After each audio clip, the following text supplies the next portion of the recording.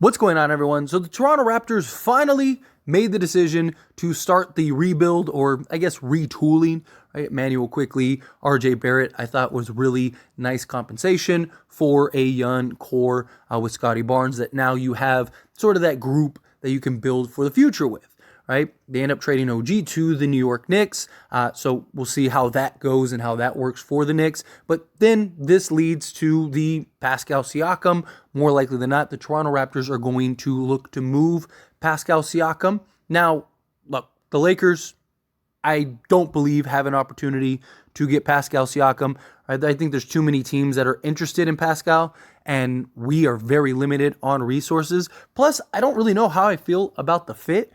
Obviously, he'd be an upgrade to all of the wings that we have currently, but I don't know if he's like the answer for the Lakers in that regard. Obviously, if the Lakers can figure it out and it was able to happen, I wouldn't hate it. I wouldn't be against it by any stretch, but I just think the Lakers could look elsewhere with the Toronto Raptors, right? Because if the Raptors are really going to kind of start, okay, hey, let's get to a position to where we can kind of retool here. Let's get some nice pieces that maybe make sense for the future, right? Toronto could be a great trade partner for the Los Angeles Lakers. They have several pieces beyond a Pascal Siakam that make a lot of sense for the Lakers.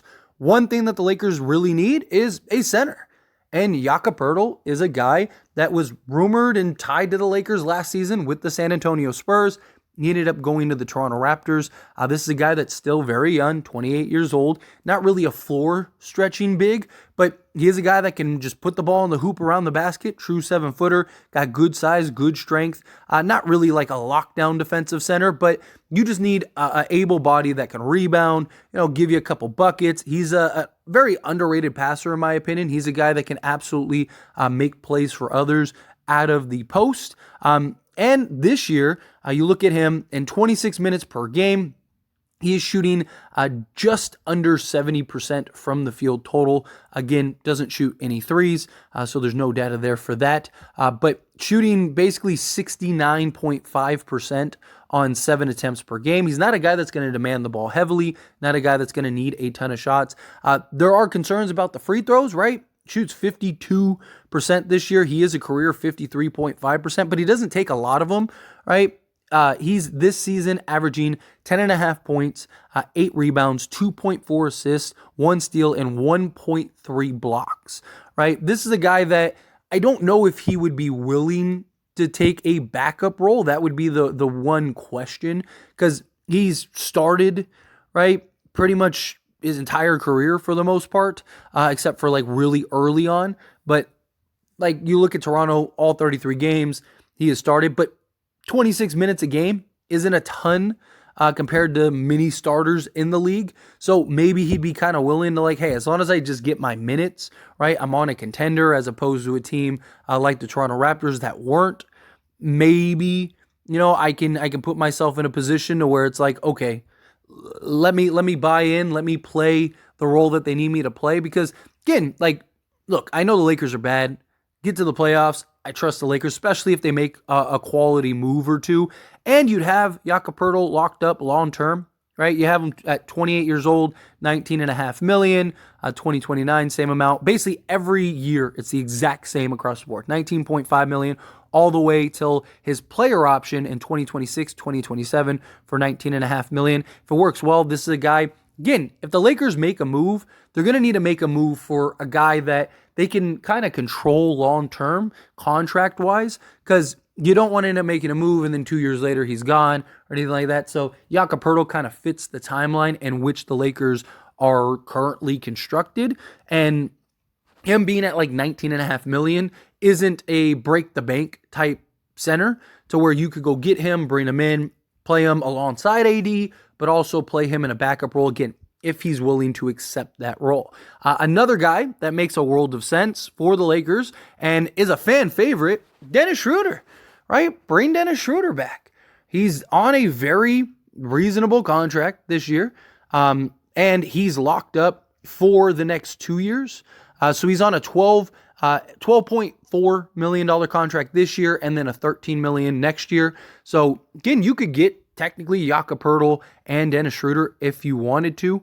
That would be about 30 million, 31, 32 million in cap space. So to go get a guy like a Dennis Schroder, bring him back, you know how he would be fit-wise, give us that point of attack defensive guard that the Lakers desperately need, that we thought Gabe Vincent was going to be, right? Maybe look to flip Gabe Vincent into him, right? Or, you keep both, right? It wouldn't hurt to have kind of both Gabe Vincent and Dennis Schroder, especially if you're unloading, say, a D'Angelo Russell, right? You could use another guy that can handle the ball and make plays, right? He's not like a great playmaker, but he is a guy that can do several things. He is averaging 7 assists this year. He has been better in that department. Obviously, shooting doesn't really help in that regard. Neither does Jakob Poeltl from a center standpoint. He's not like a great three-point shooter with Dennis Schroder. Even this year, he's shooting 35.8%, so call it 36% on 4.6 attempts per game. He is averaging just under 15 points at 14.5. As I mentioned, 7 assists, 3 rebounds, 1 steal, and he's averaging 1.7 turnovers, which is good. Good free throw shooter, a guy that gives some athleticism, gives you some rim pressure from a guard standpoint that the Lakers desperately need. And he's shooting from 2-point range, 48.5% on basically 12 attempts per game. So not really much to say about Dennis Schroder because, again, we know what he would provide. We know what he would bring to the Lakers. Darvin Ham also loves Dennis Schroder, so Dennis Schroder wouldn't have to worry about playing time or anything like that. There would be no questions of if I go to Lakers, where do I fit in, right? He was a guy that could just come right in, understand the system, understand the role, know what it is that he needs and has to do and what is required of him. He's also came off the bench a couple times for Toronto this year. I'm sure he'd be fully aware and understanding that, hey, I'm coming off the bench again this year. If he could kind of come in and pick up right where he left off, I think that'd be very beneficial for the Lakers, very impactful, give you another guard, especially if you're trading like D'Lo in any capacity. And then the last guy I want to talk about is one that I've wanted on the Lakers for quite some time. The Lakers almost had him a couple years ago in a potential 3-team deal, and that is Gary Trent Jr. Gary Trent Jr., again, makes a world of sense. 24 years old, so he's still extremely young. This is a guy that can shoot, defend, do a little bit of everything, right? He would be a solid acquisition for the Lakers. He is currently on a player exercised option of $18.5 million, right? So, you could even just do a D'Lo for Gary Trent swap and, throw a couple seconds or something like that. I wouldn't even hate that if they made that happen. Again, a guy that could be for now and the future, a guy that could play multiple positions, defend multiple positions, shoot the 3-ball well, does a little bit of everything, right? This is a guy that, he's got a 6'9" wingspan, right? So he's got some real length to him on top of just being able to shoot and then defend at 6'5". So I personally love the idea of Gary Trent Jr., especially at $18.5 million. Technically, the Lakers could go and get all 3 of these guys. Again, I don't think that would happen because at that point, you're talking, almost $50 million in salary or about $50 million, give or take, right? So I don't really think that would happen. It's not out of the realm of possibility if you did a full swing, right? You basically trade everybody to get these 3 guys.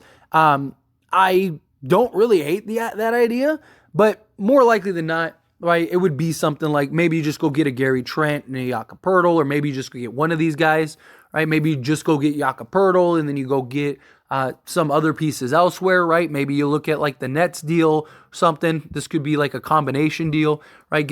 Pluck a piece from several teams. Maybe you get a Royce O'Neal, and then you get a Jakob Poeltl, and then you go get, whomever from another team, right? But you look at Gary Trent Jr., so far this season, he is shooting 38.2% from 3-point range on 5.8 attempts. He is a career 38% 3-point shooter on 6 attempts per game. The 2-point shooting is down. He's at 42.1% on 5 attempts. But this is a guy, even if you look at his previous year, shot 49% from the field on 7.3%. His minutes and role is also diminished a lot. He's not playing the minutes that he was in previous years, right? Like last year, for example, he was playing 32 minutes. This year, he's playing 26 minutes.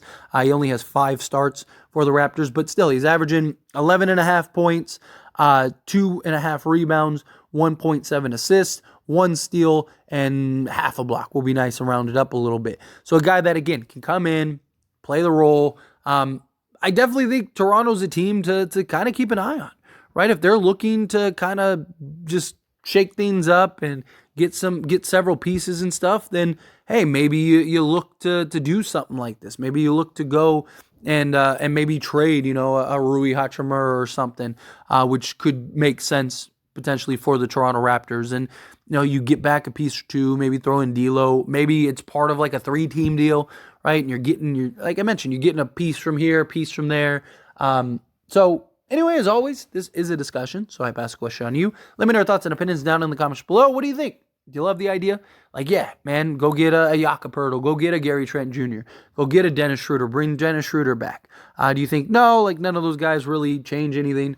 However you feel, whatever your thoughts are, I'd love to hear it. So let me know down in the comments below. That being said, if you haven't liked this video, hit that like button. Helps me out a lot. Lets me enjoy these types of videos, and I truly appreciate it. If you're not subscribed to the channel, hit that subscribe button. Turn on the bell notifications. Appreciate y'all. See you in the next one.